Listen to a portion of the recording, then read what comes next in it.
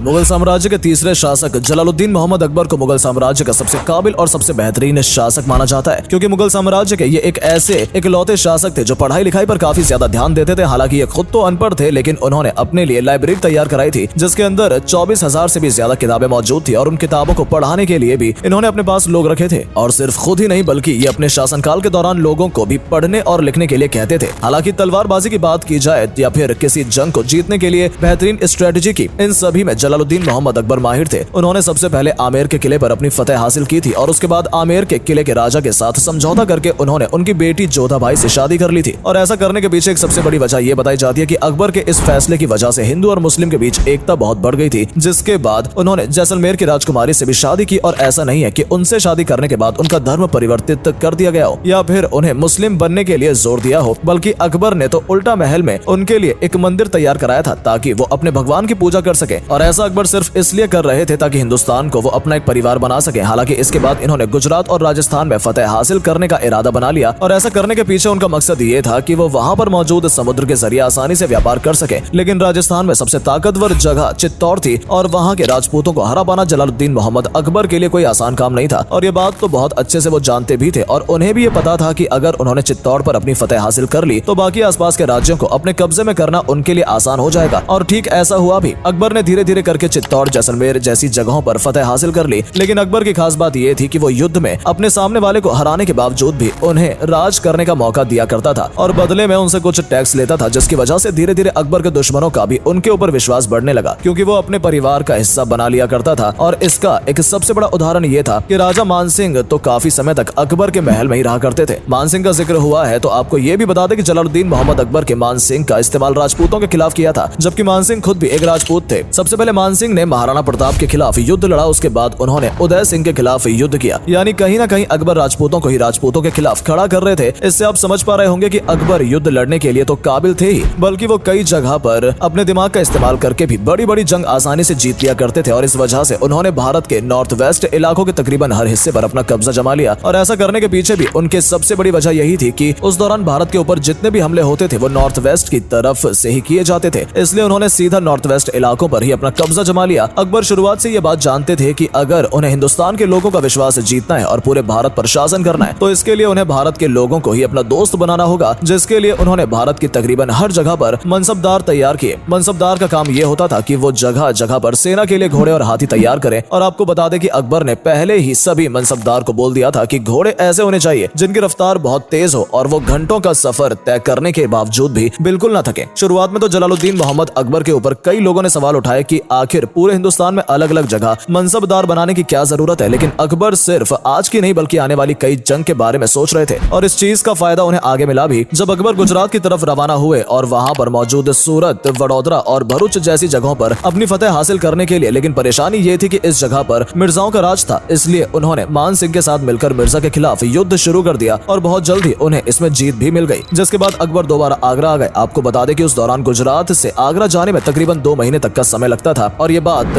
हारे हुए मिर्जा भी बहुत अच्छे से जानते थे। इसलिए जैसे ही अकबर दोबारा अपने महल की तरफ रवाना हुए उन्होंने अकबर को राजा मानने से मना कर दिया और कहा कि ये सिर्फ हमारा ही राज चलेगा, क्योंकि उनके दिमाग में ये चल रहा था कि जब तक अकबर यहाँ पर आएगा तब तक हम अपनी सेना को मजबूत कर लेंगे और उसके खिलाफ लड़ सकेंगे। लेकिन यहाँ अकबर का बनाया हुआ मनसबदारी सिस्टम काम आ गया, जिसकी वजह से अकबर ने 2 महीने का सफर सिर्फ 11 दिन में पूरा किया और सिर्फ 3000 की सेना के साथ एक बार फिर युद्ध में मिर्जाओं को हरा दिया। अकबर मुगल साम्राज्य का एक सबसे काबिल शासक तो था ही, इसके अलावा वो सबसे अच्छा बिजनेसमैन भी था, क्योंकि एक बार उज्बेकिस्तान के शासक ने अकबर से कहा कि उज्बेकिस्तान से सऊदी अरब जाने के लिए बीच में ईरान पड़ता है, जबकि ईरान में रहने वाले ज्यादातर मुस्लिम शिया हैं, तो क्यों ना हम शिया को हराकर ईरान पर अपना कब्जा कर लें ताकि हमारे लिए सऊदी अरब जाना आसान हो जाए, ताकि हम आसानी से मक्का मदीना पहुंच सकें। क्योंकि अकबर भी सुन्नी था, इसलिए उज्बेकिस्तान के शासक को ऐसा लगा कि अकबर उनकी बात को मान लेगा। लेकिन अकबर ऐसा करने से साफ मना कर देता है, और उन्होंने कहा कि अगर तुम्हें सऊदी अरब में मक्का मदीना जाना है तो तुम पहले गुजरात आ जाओ और फिर उसके बाद हम समुद्र के किनारे तुम्हें मक्का मदीना तक पहुंचा देंगे। और ऐसा अकबर ने इसलिए कहा था क्योंकि अकबर बहुत अच्छे से जानते थे कि जब उज्बेकिस्तान के लोग गुजरात आएंगे तो उनके पास पैसा भी आएगा, जिससे उनकी इकोनॉमी और भी ज्यादा बेहतर हो जाएगी। इससे आप समझ ही पा रहे होंगे कि अकबर एक अच्छा बिजनेसमैन भी था। इसके अलावा सेक्युलरिज्म की बात की जाए तो शायद अकबर के शासन काल में भारत के अंदर जो सेक्युलरिज्म देखने को मिला था वो शायद कभी भी नजर नहीं आया, क्योंकि अकबर के शासन काल में सभी मिनिस्टर जिन्हें नवरत्न के नाम से भी जाना जाता था वो सभी हिंदू थे। फिर बात की जाए मानसिंह की, तानसेन की, राजा टोडर मल की या फिर राजा बादशाह, बीरबल की, ये सभी हिंदू राजा हुआ करते थे जो अकबर के नवरत्न में शामिल थे और उसके सबसे करीब थे। हैरानी की बात यह है कि अकबर के महल में जो मुस्लिम राजा थे उनमें से बहुत से लोग कृष्ण जी को भी बहुत माना करते थे। यही सबसे बड़ी वजह है कि अकबर ने बहुत कम समय में भारत के अंदर रहने वाले ज्यादातर लोगों का दिल जीत लिया था, क्योंकि अकबर एक ऐसे धर्म की स्थापना करना चाहता था जहाँ पर हर धर्म की इज्जत की जाए और एक दूसरे के कल्चर को करीब से समझा जाए। इसलिए वो दीन इलाही पूरे भारत में लाना चाहते थे। इसके लिए उन्होंने एक इबादत खाना भी तैयार किया था जिसमें अलग अलग धर्म के लोग एक साथ बैठकर अपने अपने भगवान की पूजा किया करते थे और पूजा के बाद एक दूसरे के भगवान के बारे में अच्छी अच्छी बातें बताया करते थे। और सिर्फ इतना ही नहीं बल्कि अकबर ही वो राजा था जिसने भारत के बाल विवाह पर रोक लगाई थी। और जब उन्होंने देखा कि भारत में कई जगह पर सती प्रथा का चलन हो रहा है तो उन्होंने इस पर भी रोक लगाई और उनके पूरे शासनकाल के दौरान दास प्रथा भी बिल्कुल खत्म हो गई। अब आते हैं उस सवाल पर जिसको आप सभी जानना चाहते हैं कि अकबर महान था या शैतान था। तो इस वीडियो को देखने के बाद आप ये फैसला खुद भी कर सकते हैं कि अकबर महान था या फिर शैतान था। हालांकि ये बात बिल्कुल सच है कि मुगल शासन काल के दौरान भारत के लोगों को कई परेशानियों का सामना करना पड़ा था, लेकिन जब अकबर राजगद्दी पर बैठा था तो उस दौरान तकरीबन भारत का हर एक इंसान खुश था। फिर इस बात से फर्क नहीं पड़ता कि वो मुसलमान धर्म से संबंध रखता था या फिर हिंदू धर्म से, क्योंकि अकबर के शासनकाल में भेदभाव बिल्कुल ना के बराबर था। जबकि बाद में जब औरंगजेब ने राज किया, जब राजगद्दी संभाली तो उसने गंगा में स्नान करने के लिए भी लोगों से टैक्स लेना शुरू कर दिया था और उसने पूरी तरह से धर्म की राजनीति की थी, जबकि अकबर ने ऐसा कुछ नहीं किया था और उसका ध्यान सिर्फ डेवलपमेंट के ऊपर था और पूरे भारत को एक परिवार बनाना था। तो दोस्तों, अगर आपको हमारी वीडियो पसंद आई हो तो वीडियो को लाइक करें और अगर आप हमारी इस वीडियो को फेसबुक पर देख रहे हैं तो हमारे पेज को भी लाइक जरूर कर दीजिएगा। धन्यवाद।